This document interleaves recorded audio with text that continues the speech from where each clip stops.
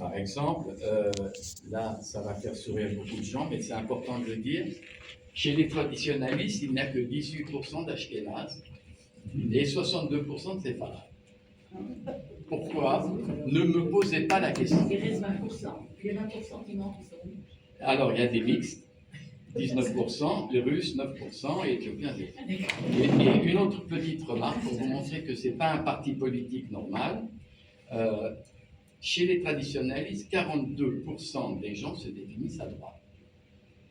Et 30% centre-droite, c'est-à-dire qu'on a une forte majorité, 72% de centre-droit chez ces 55% de la population. Mais il y a quand même 6% de personnes qui sont à gauche et 1% à centre-gauche et 1% à gauche, ça fait 7. Et si on compte 30% de centristes dans ce groupe, vous voyez que ce n'est pas un groupe homogène. Ce qui compte, ce n'est pas le positionnement politique droite-gauche. Ce qui compte, c'est la capacité de vivre ensemble, faire des compromis, finalement, sur la base de la tradition.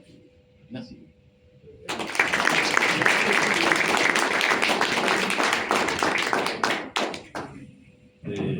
Bien, moi, j'avoue que ce livre-là, ça a été aussi pour moi pendant de longs mois mon livre de chevet.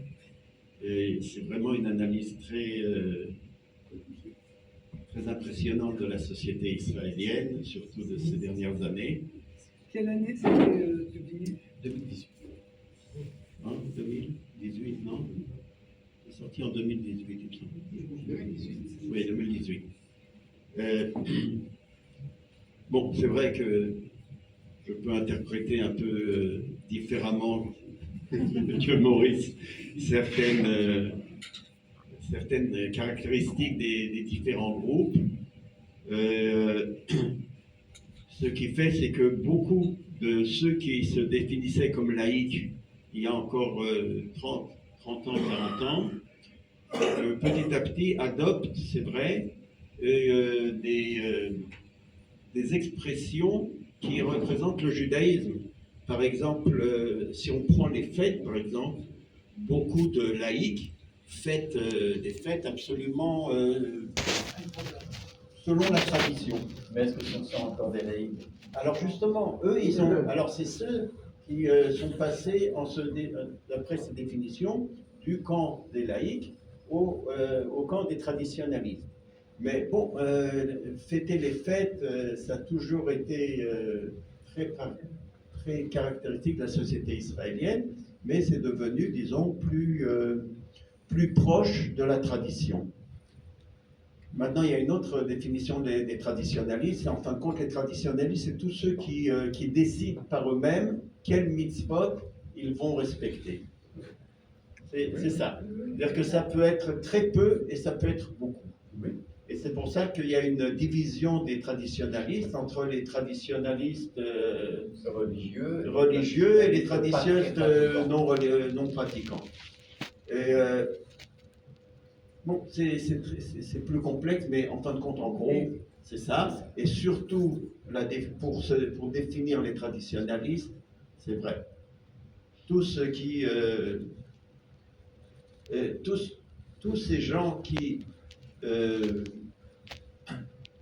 fêtent les fêtes ou recherchent à fêter les fêtes selon la tradition se définissent de plus en plus comme traditionalistes. Il y a aussi une grande recherche et une grande étude de gens laïcs qui vont et qui étudient le judaïsme, mais différemment. Pas dans le style religieux, mais dans le style de patrimoine, de culture, etc. Il y a vraiment un courant qui se développe d'anciens laïcs qui veulent connaître le judaïsme et l'adapter. Et alors là, j'ai deux remarques et on passe aux questions. C'est que la première génération, ceux qui ont construit le pays, les Chalutzim, ils n'étaient pas laïcs, ils étaient anti-religieux. Ils étaient anti-religieux de manière viscérale, parce qu'ils se révoltaient contre la vie de ghetto et la vie de leurs parents, et qu'ils voulaient rejeter à fond. Et donc, ils étaient anti-religieux de manière viscérale. Ils ont transmis ça à la deuxième génération, mais disons qu'à la troisième génération, ça s'estompe. Aujourd'hui, s'il y a il y a un courant anti-religieux, c'est contre la coercition religieuse actuelle. Et c'est pas comme les premiers Khaloutsim qui, eux, étaient vraiment anti-religieux. Donc, le rapport à la religion s'estompe, et s'il y aurait moins de coercition et plus de liberté, il y aurait beaucoup plus de gens qui seraient prêts à se rapprocher. La deuxième remarque que je voudrais faire, c'est que tout ce qui se passe en ce moment en Israël, avec les manifestations, avec le clivage, etc., il y a une recherche de base de comment on exprime, comment on construit un État juif qui est souverain, ce qui n'a jamais existé. Et il y a différents courants qui ont des conceptions différentes sur qu'est-ce qu'un État juif souverain, et ils se bataillent entre eux, mais en fin de compte de cette bataille, de cette discussion, etc., il va sortir un modèle qui sera plus ou moins consensuel. Ça prendra du temps, il y aura des dégâts, mais en fin de compte, on arrivera à ça, parce que le modèle concessionnel qui existait avant, c'était l'État d'Israël, pays refuge. Et ça a existé pendant 50 ans, ça a eu les résultats que ça a eu, les résultats positifs en gros, mais aujourd'hui, ce n'est pas suffisant. Il y a une recherche d'identité et il y a une grande effervescence sur ce problème. Qu'est-ce que l'identité juive en Israël dans un État souverain? Et les traditionalistes, ils représentent un courant qui se développe. Et il y a une phrase très intéressante dans ce livre, c'est qu'il dit, en fin de compte, le nouveau judaïsme, il ne se fait pas par le haut. Il ne se fait pas par les rabbins, par le gouvernement, par les laïcs. Il se fait par le bas. Les gens, ils décident, est-ce que Yom Kippour, ça sera un Yom de jeûne ou ça sera un Yom de pédalage en vélo?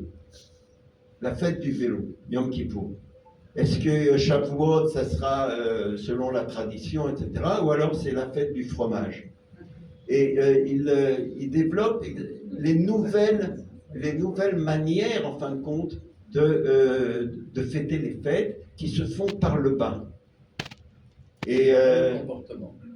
Par le comportement, c'est ça. Et il dit le nouveau judaïsme, en fin de compte, il se créera et il se cristallisera par le bas. Oui, mais attends, juste j'ai pas le sentiment que c'est un nouveau judaïsme. C'est un La judaïsme. nouvelle manière d'exprimer le judaïsme. C'est une évolution du judaïsme. Une évolution, mais il n'y a rien de nouveau. Quand les gosses ils sortent à Yom Kippour avec leur bicyclette, j'ai pas l'impression qu'on est en train de créer un nouveau judaïsme. Non, c'est Kippour. Parce que les rues sont vides. On passe au... Est-ce que ce livre oui. vous paraît toujours actuel? Comment? Est-ce que ce livre de 2018 vous paraît toujours actuel par rapport à ce qui Enfin, se il passe? donne, c'est vrai que les choses continuent à évoluer, Oui. mais il est très actuel. D'accord. Non, mais Est-ce ce que que je veux dire ça, par là, c'est- si aujourd'hui on faisait les mêmes sondages, est-ce qu'on Oui. aurait les mêmes résultats? En Voilà, plus, depuis le 7 octobre, est-ce que ça s'est accentué? mais moi je crois que c'est exponentiel. Je veux dire, s'il y avait déjà 55% de la population en 2018 qui plus ou moins traditionnaliste, mais traditionnaliste, aujourd'hui ça a dû augmenter. Ça me paraît une évidence. Et d'où je sors l'idée que c'est une évidence après le 7 octobre. Après le 7 octobre, il y a ce que les journalistes traduisent mal par un regain de religiosité, par un regain de religion, c'est pas vrai. Il y a un regain de tradition. Ça s'arrête là. Et j'en veux pour preuve quelque chose qui pour moi est terrible, et que je ne vais pas faire aujourd'hui parce que sinon je vais encore pleurer. c'est le témoignage de Elie Charabi. Elie Charabi se trouve avec 3 jeunes dans les tunnels du Hamas, 3 jeunes qui viennent de Nova, et vous savez qu'à Nova, il y avait beaucoup de Roselyne de Sheila, comment on appelle ça, Retour au laïc. de gens qui D'anciens d'anciens religieux. laïcs. Donc il s'est trouvé avec 3 jeunes, dont un était un ancien religieux. Lui, Elie Charabi, se décrit tout au long du livre comme un Chiloni fier de l'être. Laïque, fier de l'être, et qui ne regrette pas son attitude laïque. Or, la première chose qu'il fait quand il se trouve dans cette cave, avec 3 jeunes qui sont en train de sombrer dans le désespoir, lui, il a promis à sa femme de revenir. Il a dit « je survivrai ». Et pour survivre, qu'est-ce qu'il a été chercher? Eh bien, tout simplement, il a été chercher le kidouche. Il leur a fait faire le kidouche tous les vendredis soirs. Et non seulement il leur a fait faire le kidouche, il leur a fait faire aussi le shetraï, parce qu'il dit, il y a des femmes qui nous attendent. Et les gamins ne comprenaient pas, il leur a dit, c'est ça qui va vous faire tenir. Parce que il faut dire la vérité, ils sont entourés de Nourbot, de membres du Hamas, barbares, qui cultent de la mort, et qui n'arrêtent pas de leur poser des questions. C'est dans le bouquin, vous avez qu'à le lire, sur d'où vous venez, mais qui vous êtes venus prendre notre terre, et data, retournez là où vous êtes. Si je me comporte comme un laïc, je n'ai aucune relation avec cette religion, avec des comportements, avec une tradition, ils vont dire, qu'est-ce que vous foutez là? La seule chose qui nous reste à faire, c'est vous flinguer, puis c'est terminé.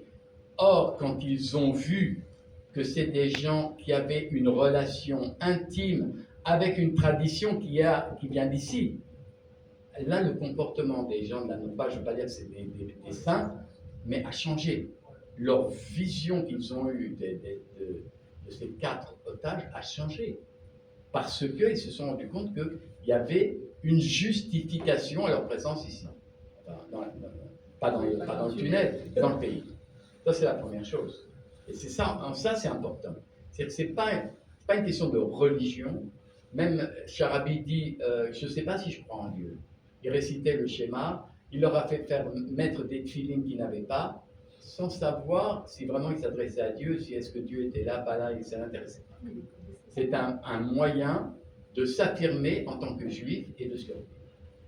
Ça doit vous rappeler beaucoup de choses qui datent du siècle dernier. Il connaissait quand même ses prières. Ce qui n'est pas le cas Il, de tout le monde, non, mais oui, lui il connaissait, parce qu'il raconte les souvenirs qu'il avait de sa famille, de la table familiale le vendredi soir. La table familiale, pour lui, c'est le thème récurrent.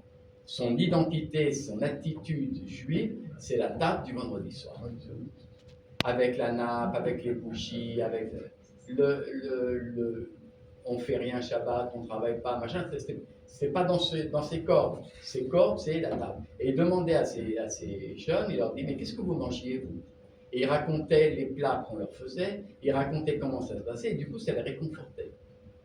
Il y a un réconfort dans la tradition, sans nécessairement être de la religion. C'est ça qui est important. Et ça, on le trouve tout au long de pratiquement tous les témoignages des otages qui ont été libérés. Je ne parle pas des 100 premiers qui ont été libérés après 55 jours, où là, pas très clair. Je crois qu'ils n'ont pas encore eu le temps de comprendre, de digérer. C'était les femmes, les enfants et les vieillards, mais les jeunes hommes, c'est évident que face à une situation de détresse absolue, ils n'ont pas été chercher des poèmes de Bialik ou ils n'ont pas chanté Arik Einstein en disant on est israélien, on est israélien, on est israélien. Non, ils sont allés chercher le chant du Kiddush. Et c'est ça qui les intéressait, c'est tout. C'est la seule chose qui les a tenus pendant 841 jours. Donc il y a c'est pas de la religion, ça, je sais pas comment vous expliquer ça. Il y a une volonté de vivre en tant que juif. C'est la transmission. Ça dit Adéna. C'est la transmission. C'est grâce à ce qu'ils ont entendu dans leur famille, dans leur permet de se souvenir des bons moments passés en famille. Donc c'est ça qu'on va dire. C'est pas une religion, c'est une tradition. D'accord, mais pourquoi ça? La question que je me C'est pose au fond de nous. encore aujourd'hui, c'est pourquoi ça? Pourquoi pas chanter Ehud Banai et Arkenstein? Moi, je vais intervenir par rapport à une impression que j'ai, parce que moi j'ai vécu à Metz. Et on avait un rabbin, bon, les rabbins sont religieux, mais quand il y avait des grandes fêtes, il y avait toujours un sermon. Et pour lui, le fait que les jeunes aillent vers les non-juifs et tout ça, la seule façon de contrer ça, c'était peut-être de leur faire vivre à la maison une ambiance de fête et de Shabbat, pas forcément religieuse, qui va créer en eux un manque après. Bon, Oui, peut-être. ça correspond un peu à ce que vous dites. C'est-à-dire que ces jeunes, finalement, ce qu'ils ont retenu, c'est ça. Et quelque part, ça leur a manqué peut-être à un moment, et c'est comme ça qu'ils ont fait en sorte de tenir le coup. C'est la famille. Oui, il y a des questions, s'il vous Il doit y plaît. avoir un inconscient. Ça va beaucoup plus loin que cela. Ça va beaucoup plus loin que ça, parce qu'il y a une question d'atavisme. On s'est aperçu, par des cas concrets, qu'il y avait certaines personnes juives, qui se savaient juives, qui n'avaient plus aucune relation avec le judaïsme, et qui néanmoins s'apercevaient qu'elles étaient juives de par des actions précises. Et là, on est dans quelque chose psychologiquement qui est incompréhensible pour certains, mais qui est clair et net parce que c'est effectif. L'atavisme juif règne et remonte systématiquement. Et plus on va dans les difficultés, que ce soit les camps, que ce soit les otages, que ce soit, plus on s'approche de cet état qui permet de sauver et de se sauver. Oui, Moi, je pense que être juif, c'est pas seulement religieux. Être juif, c'est une culture. Le judaïsme, c'est pas religieux. C'est pour ça d'ailleurs aussi que la conversion peut être aussi compliquée, parce qu'il faut intégrer cette culture quand on l'a pas. Oui. C'est pas juste apprendre Tu as la raison. pratique. Tu as raison sur la culture, tu as raison sur l'atavisme, mais je vais quand même corriger un tout petit peu. Oui. Pas garder cette idée que ça n'a rien à voir avec la transcendance. Non, non, Une ça, question, on a dit non, ça. On n'a une pas dit ça. On question, n'a pas dit ça. On ne dit pas ça. non, d'accord, non, je dis, Oui, je comprends. il faut ajouter autre chose, une autre dimension. À partir de ce livre, la question est très simple. Est-ce que vous croyez en Dieu? La question a été posée. La rabonne ou pas. Je ne sais pas comment ça se dit. en Non, non, français. j'ai les résultats. Je ne vais pas vous laisser sur la question. Et vous allez voir que c'est peut-être pas que de l'atavisme, c'est peut-être pas que de la culture. Il y a 58% des juifs israéliens qui croient en l'existence de Dieu. Combien? 58%. Et je ne parle pas des traditionalistes, je parle de la population juive israélienne, 58% croient en l'existence de Dieu. Je croyais plus. Maintenant, il y a quand même 8% d'Israéliens juifs qui disent ouais, on croit parfois oui, mais parfois non. Alors, ajoutez-les aux 58. Parfois oui, parfois non. Il y a 6% qui croient en Dieu, mais pas en la protection personnelle. Je ne sais pas comment, c'est un long débat. Ashkara Prati et Ashkara. Donc, si vous faites le calcul de ceux qui, d'une façon ou d'une autre, croient en Dieu, c'est 8 et 6, 14, c'est 72% des Israéliens. Alors maintenant, il n'y a que 8% qui ne croient pas en Dieu, mais qui parfois doutent. C'est pas moi, c'est les résultats. Ne croient pas en Dieu, mais parfois pensent que peut-être 12%, et ceux qui sont catégoriques, qui répondent sans conteste, je ne crois pas en Dieu, c'est 9% de la population. Ils n'ont pas eu Pascal. C'est intéressant comme d'autres sociétés occidentales. C'est Non, non. équivalent. Vous voyez pourquoi il faut corriger? Oui, atavisme, je suis d'accord avec toi. C'est vrai que mettre une table le Shabbat et le Kiddush, même si on croit, on n'y croit pas, on fait semblant, on ne fait pas semblant, ça crée un atavisme, ok, oui. C'est vrai que c'est aussi de la culture. Hanouka, machin, les histoires, le passage de la mère morte, blablabla, tout ça, oui. Mais il y a autre chose. Parce que malgré tout, quand je vois ça, ces résultats sur la croyance, alors je me dis, c'est pas uniquement ça. Il y a quelque chose. Des questions, allez-y, oui. Oui, tout à l'heure, tu parlais des 4 tribus. Essayez de parler tout le temps parce que on va pas passer Tu parlais des 4 tribus. Ce livre est de quand? 2018. Alors, je pense qu'aujourd'hui, vu 2 événements, la guerre, la souffrance de notre souffrance et de l'État d'Israël, et l'antisémitisme dans le monde, c'est quand même des critères nouveaux. Et je me demande si aujourd'hui, ces tribus seraient fait partie de la même manière. Ça, c'était ma première remarque. La seconde, c'est sur la tolérance. Le mot tolérance n'est pas apparu dans ton discours. Est-ce que la tolérance est plutôt respectée du côté des traditionalistes ou du côté des religieux des orthodoxes? C'est une réflexion.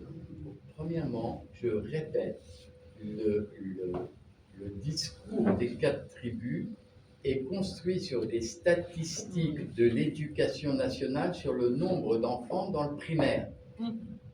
C'est tout. Donc ça change parce que les parents, ils inscrivent leurs enfants dans tel système scolaire et pas dans tel autre. Là où moi, j'ai quand même une stupeur, il n'y a personne qui a créé un 5e système scolaire pour traditionnalisme. Pour cette petite fille qui pleurait en disant mais j'ai fait le Birkat Haderer.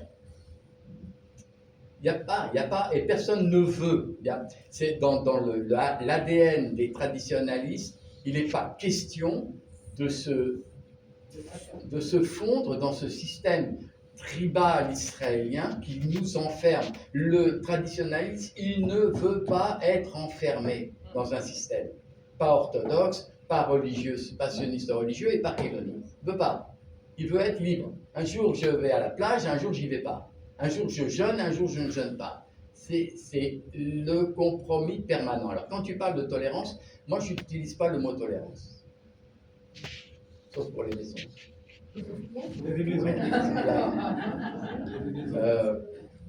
J'utilise pas le mot tolérance, je préfère cette notion de compromis. Si vous voulez avoir, on est en famille ici, on a des enfants, des petits-enfants. Si vous voulez que vos petits-enfants viennent à la maison le vendredi soir, en voiture, avec le téléphone, et vous faites le kidouche, et ben ça s'appelle un compromis. Ça s'appelle pas de la tolérance. C'est du compromis pour pouvoir vivre en tant que juif, dans un état juif, avec des comportements juifs. Après, on croit en Dieu, on ne croit pas en Dieu, on prie pas, c'est un autre problème.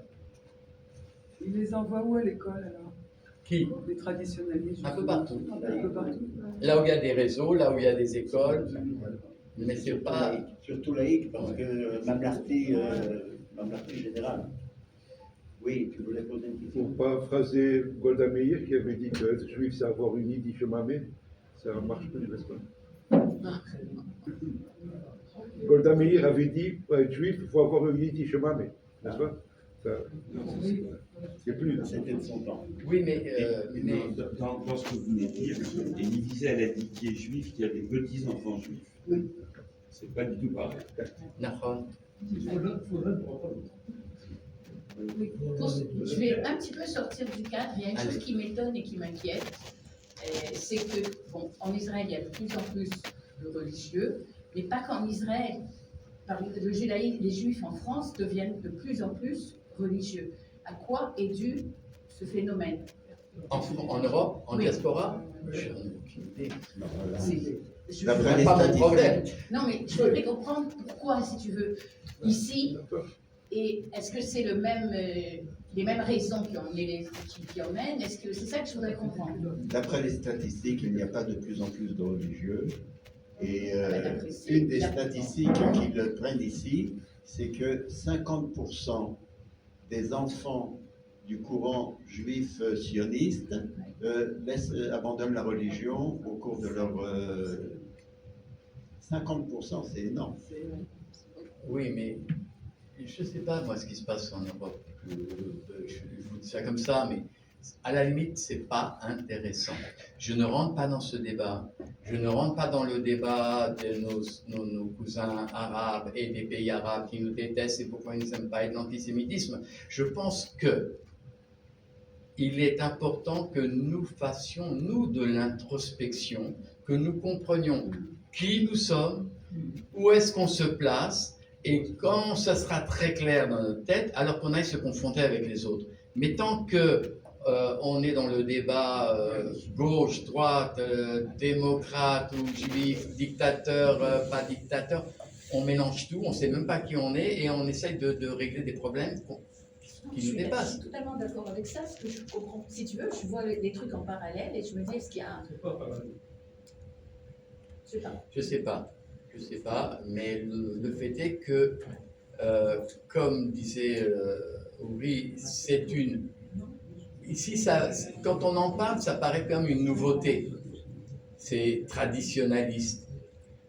Et les Israéliens, quand je leur parle massorati, comprennent rien.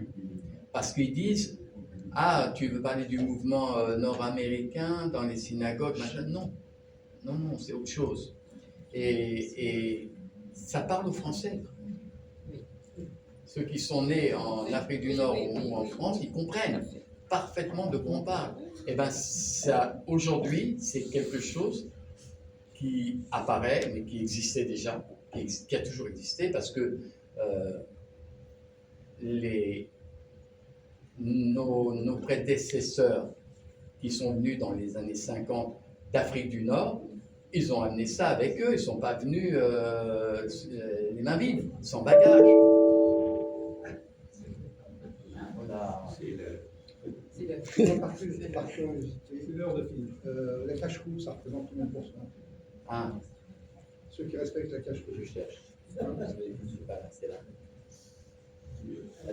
Ça dépend des cacheroutes, il y en a 36. Non, mais là, c'est d'accord, les quatre tribus. J'ai vécu en France, notamment avant la guerre, et on ne disait à personne qu'on était juif. À l'école, Il nous faut, hein. c'est pas pour moi. Non, c'est personne. Ça dépend qui, ça dépend. Écoutez, Estelle pour l'instant. La question. Une fois que j'ai fait l'Alliance, enfin j'ai bien compris. Vous comprenez, je pouvais assurer ma judaïsme. Et moi, ce que j'aimerais vous poser comme question, c'est que je suis tout à fait d'accord pour accueillir tout le monde, juif, non juif, enfin bref, pas sorti, pas civil. Et comment concilier tout le monde? Comment être tous ensemble? Moi, je suis prête à des compromis, mais est-ce que les autres sont prêts aussi à faire des compromis? Je parle des gens qui... Il faut bien qui fasse le premier pas. Non. Donc, comment vivre tous ensemble, finalement? Exactement. Comment vivre ensemble. Le seul moyen de vivre ensemble, c'est de partager ce qu'on a tous en commun. Et c'est quoi ce qu'on a tous en commun? Tradition. Alors, il y en a qui les font, il y en a qui les font pas, il y en a qui les font en partie. Le truc là, en gros, c'est qu'on est pratiquement 55% de juifs israéliens qui plus ou moins pratiquent les traditions, ne cherchent pas à en faire un modèle, à faire que ce soit une nouvelle tribu. Il n'en est pas question. Moi, je refuserais d'avoir une carte de traditionnaliste dans la poche. Ça ne fait pas sens. Et si je vous ai donné les statistiques, il y a des gens traditionnalistes qui votent à gauche, il y a des gens traditionnalistes qui votent à droite. Et il y en a plus qui votent à droite d'ailleurs qui votent à gauche. Mais en attendant, ça vote dans les deux sens. Et ça ne vote pas en fonction d'un programme politique. Ça vote en fonction de quelle est ma vision de l'État d'Israël.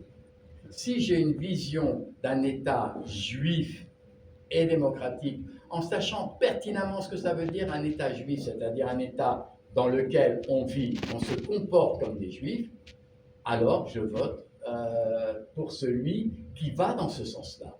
Mais si il y a un parti qui me dit savez, moi, votre histoire de juif, ça ne m'intéresse pas. Moi, ici, c'est le pays de tous ses citoyens. Tout le monde est pareil.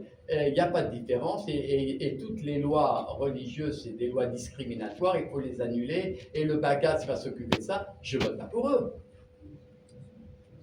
Donc, et ça n'a rien à voir avec un débat de gauche ou de droite. Ça a à voir avec un débat de l'idée qu'on se fait de cet État. Je ne parlais pas de politique, hein. Je parlais d'unir tous les juifs. C'est-à-dire, si toutes les courants religieux sont C'est la base du sionisme. une éducation. Mais c'est la base du sionisme. C'est la création d'un État juif. État juif en terre d'Israël qui s'appelle l'État d'Israël. Si c'est pour dire un État démocratique en terre d'Israël qui s'appelle l'État d'Israël, ça ne m'intéresse pas. Ça ne m'intéresse pas. C'est pas que je ne serais pas là. Mais c'est pas ça c'est pas mon rêve, c'est pas mon idée. Mon idée, c'est un État juif. Un État où tu peux dire que tu es juif. Parce que justement, le Shabbat, c'est pas dimanche.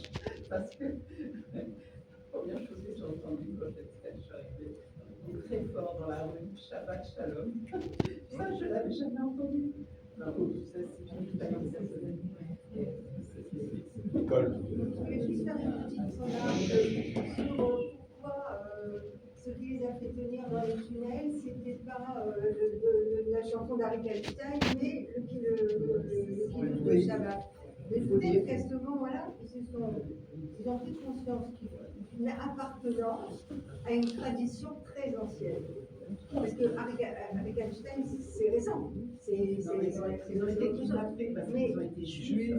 C'est justement une espèce de filiation, une transmission très ancienne qui dit mais c'est pour ça qu'on est là maintenant dans ce pays. Excellente question, mais je ne suis pas sûr que la réponse est parce que c'est ancien. C'est C'est tout le débat entre juifs et israéliens. Einstein, c'est israélien. Einstein, c'est israélien, ça peut être israélien, piloni, israélien, arabe israélien, ça peut être, mais c'est pas nécessairement juif. Et je ne dis pas qu'il n'est pas juif, je ne dis pas qu'il n'y a pas des thèmes dans ses chansons qui ne sont pas juifs, mais disons c'est marqué israélien. Le kiddush, c'est juif. ce qui les a fait tenir. C'est la différence entre un État juif et un État démocratique. Je veux dire, c'est clair. Je reviens, c'est ce qui les a fait tenir dans les tunnels. Oui, oui, c'est vrai. Mais pourquoi pas Einstein? Parce qu'ils étaient 4 Israéliens. Et ils ont été attrapés, pas comme des Israéliens, ils ont été kidnappés comme juifs. Exactement. Oui, Parce que, Jacques. je reprends ce que dit Nicole. Effectivement, bon, tu as raison, Einstein est israélien, Einstein renvoie à la culture moderne, mais si on est là à la base, qu'on soit religieux ou pas, tout part, en gros, de la Torah. C'est le fil conducteur. Il faut se rappeler qu'on suit ce fil conducteur. Donc, si on se rapporte à quelque chose, c'est plutôt à ce fil conducteur plutôt qu'à Einstein. Einstein ne représente pas le fil conducteur de la tradition juive. Ça ne les renvoie pas à ce qu'ils sont réellement. Oui, mais on aurait quand même pu penser qu'après 78 ans, il y a une culture israélienne, un atavisme israélien. Or, Il y a une culture israélienne. alors pourquoi pas? Alors pourquoi pas se référer à ça? Mais ça ne renvoie pas, ça ne renvoie pas à nos fondements. Ça fait partie de l'histoire. Écoute, je sais ce qui s'est passé dans le tunnel d'à côté. On a tous vu cette vidéo impressionnante des 6 otages qui ont été liquidés par le Hamas. Qu'est-ce qu'ils étaient en train de faire? Alors bien sûr, ça a été filmé, ça a été mis en scène, mais qu'est-ce qu'ils étaient en train de faire? Ils allumaient les bougies de Hanouka. Le Hamas, il leur a pas dit, vous savez quoi, venez, on va chanter une chanson à Hava Nagila Hava. Non, ils ont allumé des bougies de Hanouka. Alors, est-ce que c'est l'idée du Hamas? Est-ce que c'est leur idée? J'ai l'impression que c'était plus leur idée que celle du Hamas. Mais c'est, je ne sais pas comment expliquer ça. Et les Tatspitaniot qui étaient prisonnières, il y en a quand même une qui a eu le culot et le courage de dire au mec du Hamas, non, aujourd'hui, je ne veux pas de tapita parce que c'est Kippour, je jeûne. Comment ça sort, ces choses-là? Ça sort parce que c'est notre fondement, même si on ne le ramène, même si on ne se ramène pas à ça les jours, c'est le fil conducteur de notre existence. Ouais. Sans ce fil conducteur, il n'y a pas d'État d'Israël. Moi, je pense aussi à un couple que je connais, dont le mari est israélien, juif, qui a épousé une chinoise, et qui est venu s'installer, qui a décidé de venir s'installer en Israël. Ils ont eu 2 enfants qui ont grandi, et qui vont peut-être un jour aller à l'armée. Et eux-mêmes commencent à se poser la question, mais qu'est-ce qu'on est? Est-ce qu'on est considéré? Est-ce que moi je me considère juif? Je ne sais pas. C'est le gamin qui me fait ça. Est-ce qu'un jour les autres ont considéré juif ou simplement israélien parce que j'aurais fait l'armée? Et je pense beaucoup à ces jeunes, à ces gens qui sont moitié juifs et moitié, enfin, considérés selon la halakha, pas juifs, et qui sont là, et qui ne savent pas ce qu'ils sont réellement. Qu'est-ce que ça veut dire alors dans ce cas? Qu'est-ce que c'est un État juif? Mais là, en l'occurrence, tu poses une question terrible. C'est la définition de du grand rabbinat, de la halakha qui prévaut. Mais, et si ces gens-là, ils se sentent juifs, Oui, mais contrairement à la halakha, mais qu'est-ce que ça veut dire se sentir juif quand agir, on n'a pas de religion? se comporter comme un juif. Je sais, moi je suis d'accord. C'est. Se comporter comme un juif. Mais c'est quoi pour comporter comme un juif? Si tu ne fais pas de qui-douche, si tu n'as pas, Ah non, si tu n'as rien vis-à-vis de la religion, c'est quoi un juif? C'est pas rien, c'est être culturellement juif. Oui, mais cette question-là, je n'aime pas la poser. Parce que là, tu poses une question d'un individu qui ne fait rien, en quoi il est juif. Moi, je ne pose pas ça m'intéresse. Je ne veux pas, surtout pas aborder cette question-là. Je parle de comportement juif dans cet état juif.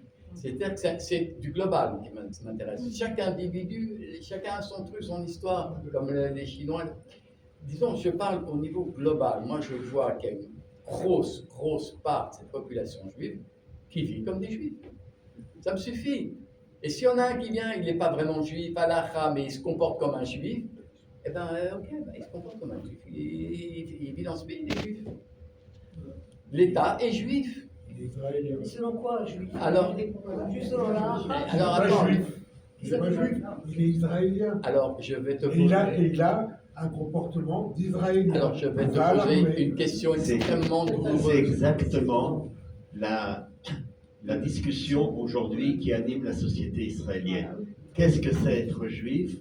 Comment exprimer son judaïsme? Et notamment lorsqu'il s'agit au niveau gouvernemental. Comment le gouvernement doit adopter une attitude vis-à-vis du judaïsme. Et c'est là-dessus qu'il y a une lutte très serrée ces dernières années.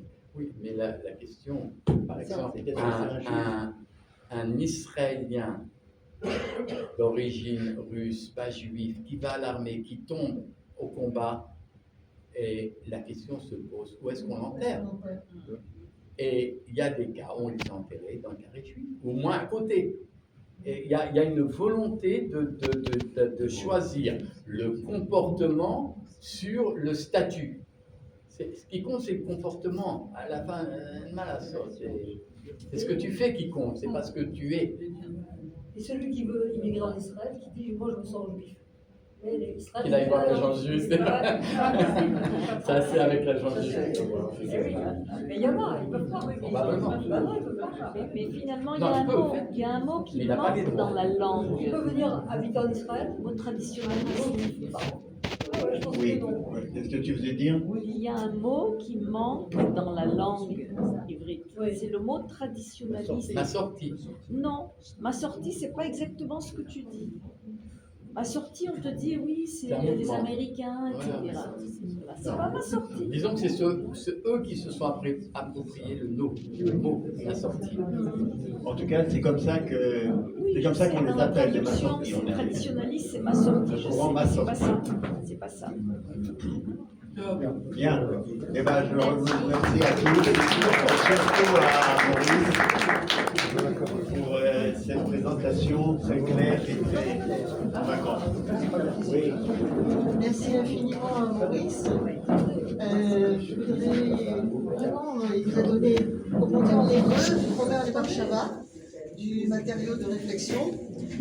Ce que je voulais vous dire aussi, c'est je voudrais remercier Uri qui a fait et toute la DFI de Tel Aviv qui ont fait vraiment un cycle très très intéressant.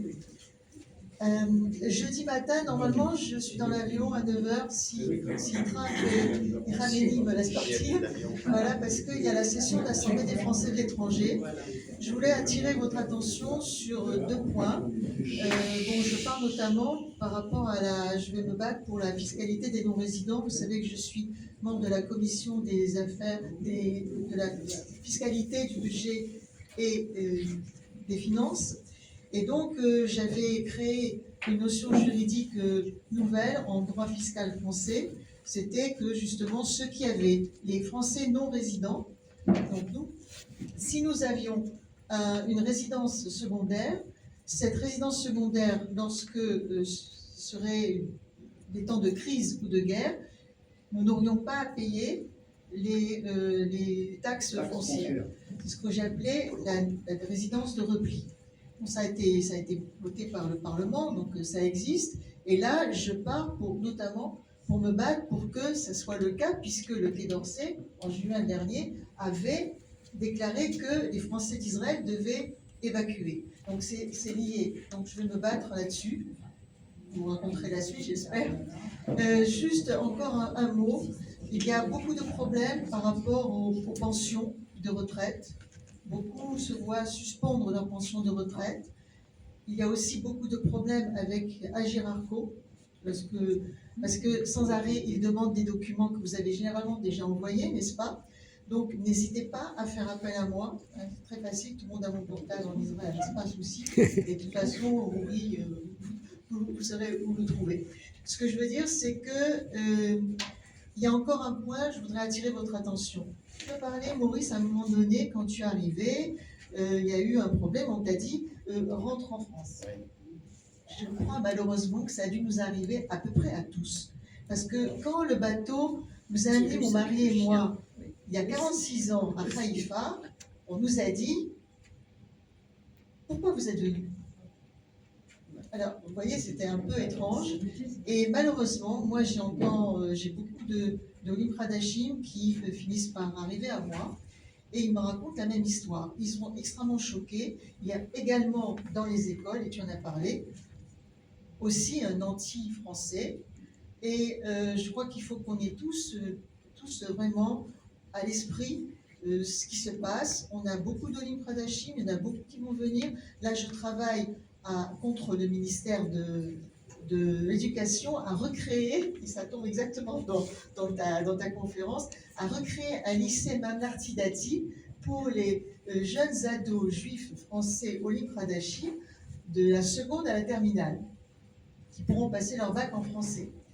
Donc toute ta conférence est extrêmement actuelle. Il faut aider les Olim Pradashim, ça va assez mal. J'espère qu'on va tous ensemble essayer de faire pression.